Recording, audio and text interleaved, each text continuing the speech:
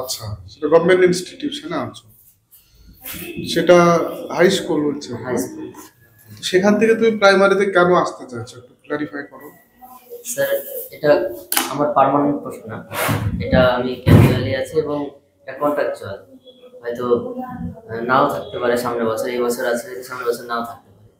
শিক্ষক সংকটের জন্য বর্তমানে আছি। আচ্ছা। আর স্যার যেহেতু এটা পার্মানেন্ট না, সেজন্য কোনো না কোনো গভর্নমেন্ট চাকরির প্রয়োজন। আর স্যার ছোট থেকে আমার স্বপ্ন যে প্রাইমারি শিক্ষক হওয়া। এই জন্য স্যার আমি উচ্চ মাধ্যমিক পাস করার পরেই আমি কিন্তু ডিএলএড কোর্সটা আগে করেছি, তারপরে কিন্তু স্যার গ্রাজুয়েশন কমপ্লিট করেছি। আর এখন পর্যন্ত স্যার আমি বিএড কোর্স করিনি। আমার যেহেতু তোমার প্রাইমারি ড্রিম জব বলছো, স্বপ্নের চাকরি, তাহলে তুমি কি হাই স্কুলে পেলে যাবে না, বা অন্য কোনো জবে পেলে যাবে না? স্যার বড় তো হওয়ার স্বপ্ন সবার থাকে না, কিন্তু ড্রিমের উপর আর কে যায়? হ্যাঁ স্যার, তবে আমি আমি চেষ্টা করবো যে স্যার আমি অন্য কোনো চাকরি পরীক্ষাতে খুবই কম বসি। আমার অনেক দিনের স্বপ্ন যেহেতু প্রাইমারি, স্যার আমার প্রাইমারি পেলে খুশি, হয়তো অন্য কোনো লক্ষ্য নেই। তবে স্যার যদি ভবিষ্যতে কোনো বড় এটাই তো কন্ট্রাডিকশন তৈরি হচ্ছে। আমরা যেটাকে ড্রিম ভাবি না, আমরা স্বপ্নের পেছনে দৌড়াই, আমরা স্বপ্নের পেছনে ছুটি। সেই স্বপ্নটা যদি পূরণ হয়ে যায় তাহলে আর কি চাই? স্যার মানুষের তো লিমিটের কিন্তু শেষ থাকে না, চাওয়ার তো শেষ থাকে না। হয়তো একটা স্বপ্ন পূর্ণ হলে তখন ভবিষ্যতে অন্য স্বপ্ন আসতেও পারে, বড় হওয়ার স্বপ্ন মানুষের তো থাকেই। তখন স্যার যদি তাহলে তোমার প্রাথমিক ইচ্ছা, হ্যাঁ ইচ্ছা, এখন প্রাথমিক অবস্থায় এখন তো স্যার ড্রিম ওটাই, প্রাথমিক ড্রিম নয়, বলো ইচ্ছা। ইচ্ছা, তাই তো? বেশ।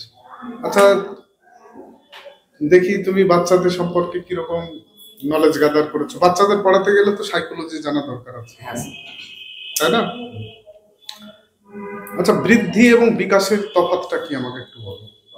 বৃদ্ধি এবং বিকাশ দুটো কিন্তু সম্পর্কযুক্ত, কিন্তু সম্পর্কযুক্ত হলে এদের মধ্যে একটু ডিফারেন্স আছে। বৃদ্ধি স্যার একটা নির্দিষ্ট সীমা পর্যন্ত হয়, বিকাশ কিন্তু জন্ম মুহূর্ত থেকে, মানে যখন থেকে আমরা ভ্রূণ অবস্থা থেকে আছি এবং যেদিন আমরা মৃত্যুবরণ করব সেই সময় পর্যন্ত চলতে থাকবে। বৃদ্ধি জন্ম মুহূর্তে শুরু হলেও একটা স্তরে এসে কিন্তু স্যার বৃদ্ধিটা থেমে যায়, আর তখন থেকে বৃদ্ধি হয় না। কিন্তু বিকাশ আমৃত্য চলতে থাকে, যতটা আমরা শিখবো, যখন আমরা নলেজ গ্যাদার করবো, ততটাই আমাদের বিকাশ হতেই থাকবে। পরিণমন বলতে কি বোঝো? পরিণমন স্যার যে আমরা যখন হোয়াট ইজ ম্যাচুরিটি?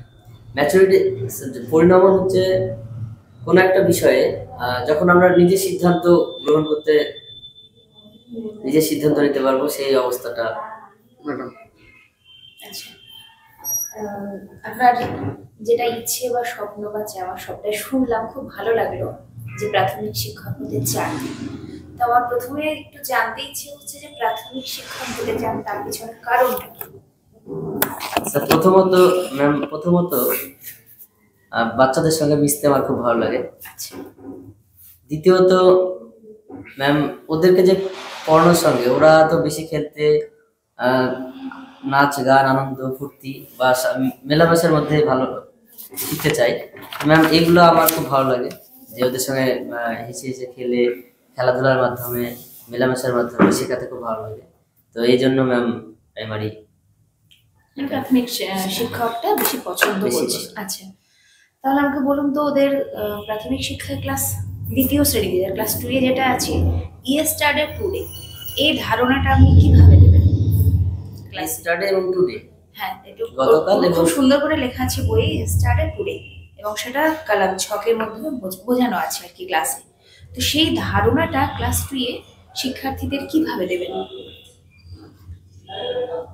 আমরা বিভিন্ন গল্পের মাধ্যমে ওদেরকে বলতে পারি যে আমরা কিছু একটা করেছি, গতদিন হয়তো কোনো অ্যাক্টিভিটি আমরা স্কুলে করেছি, সেই অ্যাক্টিভিটি গুলাকে প্রথমে তুলে ধরলাম, বলো তো আমরা কি করেছি গতদিন, এইভাবে আমরা হয়তো তাদেরকে শুরু করলাম।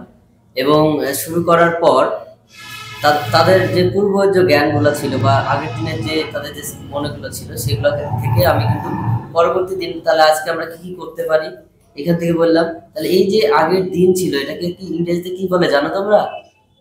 এইভাবে ব্যায়াম দিতে পারি। এবং আজকের যে দিনটা, আজকে যে আমরা যে বিষয়বস্তুগুলো শিখলাম, সেগুলো আজকে আজকে এই যে দিনটা একটু পার্টিকুলার ব্যাপারটা করে ধরো প্লে ওয়ার্ড দিলাম প্লে ইয়েস্টারডে টুডে কোন ঘরে কি বসাবে কিভাবে বোঝাবে play play PLAY play play খেলা যেটা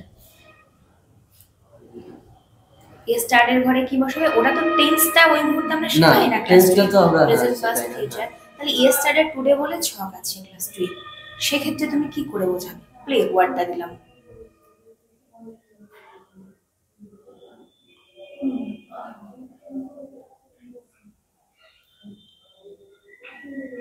আচ্ছা বেশ এটা ভেবে আমাকে হ্যাঁ নেক্সট ঠিক আছে ম্যাম এটা হ্যাঁ আচ্ছা জানাবে ঠিক আছে। আচ্ছা, Salim Biswas, graduation Netaji Subhas open university. Netaji Subhas কে ছিলেন? দেশের জন্য স্বাধীনতা সংগ্রামী ছিল, দেশের স্বাধীনতা সংগ্রামী একজন।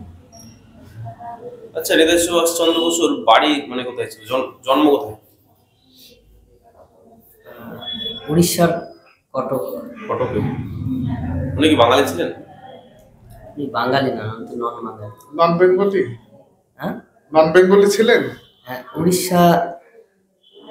উড়িয়া তো বেঙ্গলি না, ওনার জন্ম যেহেতু উড়িষ্যায়, সঠিক জানা নেই আমার কিছু বিষয়। আচ্ছা, নেতাজি সুভাষ চন্দ্র বসু নামে একটা বিমানবন্দর আছে, কোথায় এসেছে? কলকাতায়। কি বিমানবন্দরের নাম? আন্তর্জাতিক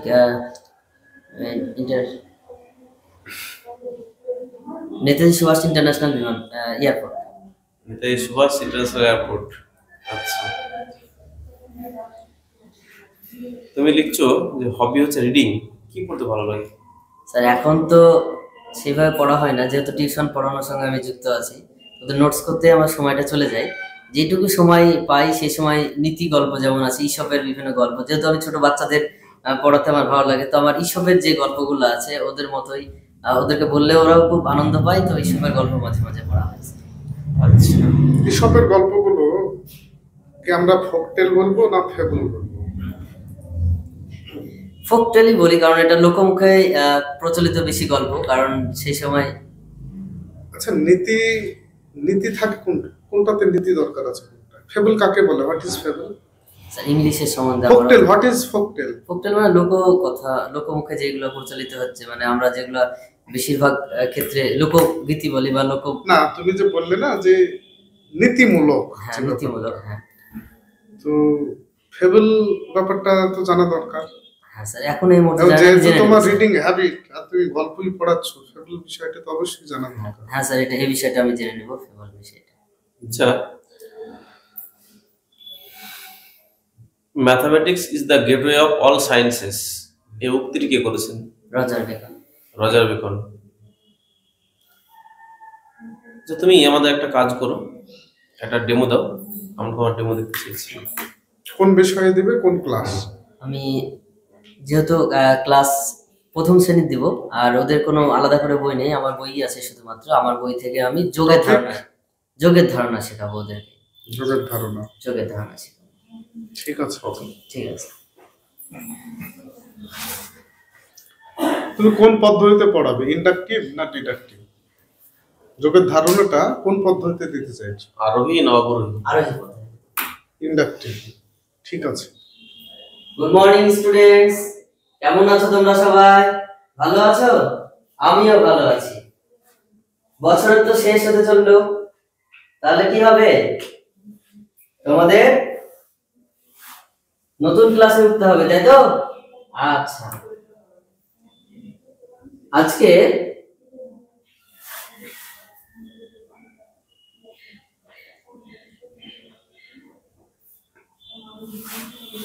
না কিছু গল্প তোমাদের সঙ্গে করবো। আজকে কিছু নতুন জিনিস জানবো, ঠিক আছে? গল্পের মাধ্যমে একটা নতুন জিনিস তোমাদের সামনে কিন্তু আমি বলবো। তোমরা একটু দেখো, তোমরা এখন কোন শ্রেণীতে ছিলে? কোন শ্রেণীতে আছো? সরি, প্রথম শ্রেণী। বা এখন তোমরা আছো প্রথম শ্রেণীতে, তাই তো?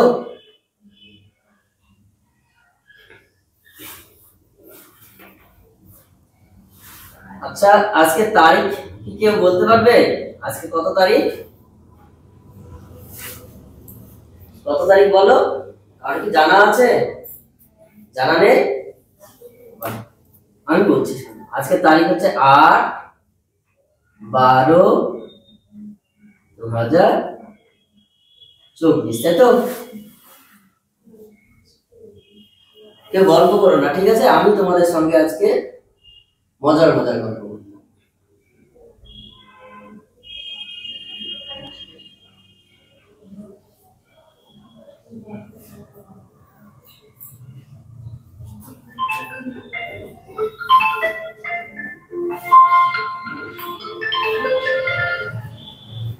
বাহ, তাহলে আজকে কিছু তোমাদের জন্য গল্প তো রোজই করবো, রোজই করি। বলো তো, তোমরা বাড়িতে কি খেয়েছো আজকে? ভাত খেয়েছো? কি সবজি কি ছিল? ডাল? বাহ, খুব সুন্দর। আচ্ছা, আজকে ক্লাসে না তোমাদেরকে আমি সবাইকে দুটো করে চকলেট দিই, হ্যাঁ? তুমি নাও, তুমি দুটো নাও, তুমি দুটো নাও। বাহ, সবাই চকলেট পেয়েছো? আচ্ছা, তোমরা এখানে কজন আছো একটু গোনো তো, কজন আছো? কজন? 5 জন আছো। বাহ, 5 জন। কটা করে দিলাম দুটো চকলেট? দুটো করে। বাহ, তাহলে আমি কি করব দেখো, 2 2 2 2 2, তাহলে কটা হচ্ছে দেখো তো? 2 আর 2 এ 4 আর 2 এ 6, 8 আর 2 এ 10। বাহ, আচ্ছা এটা তো গেল। চলো আমরা আজকে একটু ছবি আঁকি, ছবির মাধ্যমে কিছু একটা বুঝি, তাই না? দেখো,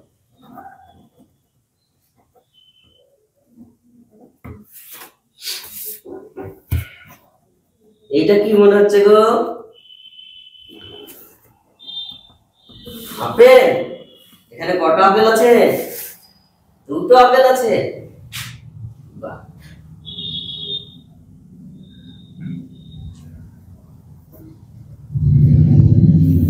এখানে আর কটা আপেল আছে? এখানে আর একটা আপেল আছে। বাহ, তাহলে টোটালে কটা হলো? 3টে আপেল হলো। খুব সুন্দর।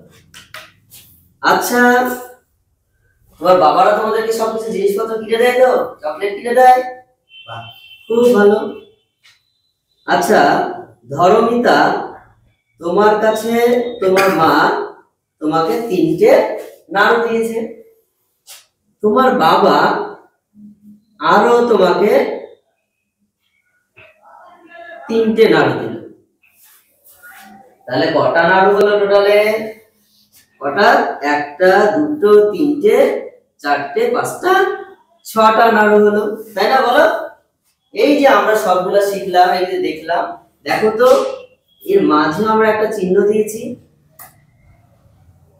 তাই না? বলো, এই যে মাঝে অনেক চিহ্ন দিয়েছি, এগুলোকে কি বলে তোমরা জানো? জানো না? এগুলোকে বলে যোগ বলে। কি বলে? এই যে চিহ্নটা, একটা সরলরেখা, তারপর আরেকটা যদি সরলরেখা আমরা টানি, তাহলে সেটাকে কি বলে? যোগ বলে। কি বলে? যোগ। তাহলে বলো তো, আমরা এখান থেকে কি শিখলাম? যোগের ধারণা শিখলাম। চলে এসো। ঠিক আছে, তাহলে আবার তোমাদের সঙ্গে পরে দেখা হবে। আজ আসছি।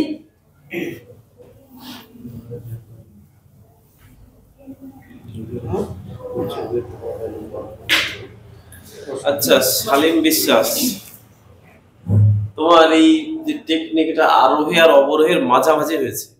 হ্যাঁ হ্যাঁ স্যার, প্রথম অবস্থায় আমি কেন সেটার ব্যাখ্যা আমি খুব সংক্ষেপে একটু করতে চাই। তোমার পড়ানোর শৈলী ভালো, স্টাইল ঠিক আছে, এগুলো সব ঠিক আছে, কিন্তু যেটা হচ্ছে যে তুমি মানে আরোহী বলতে কি, যে তুমি উদাহরণ দিয়ে সেখান থেকে জাস্ট থিওরিতে যাবে, ফর্মুলায় যাবে ওখান থেকে। এবার তুমি ধারণা দিচ্ছ যোগের, তুমি যোগের চিহ্ন আগে লিখে দিলে ওরা কি করে বুঝবে?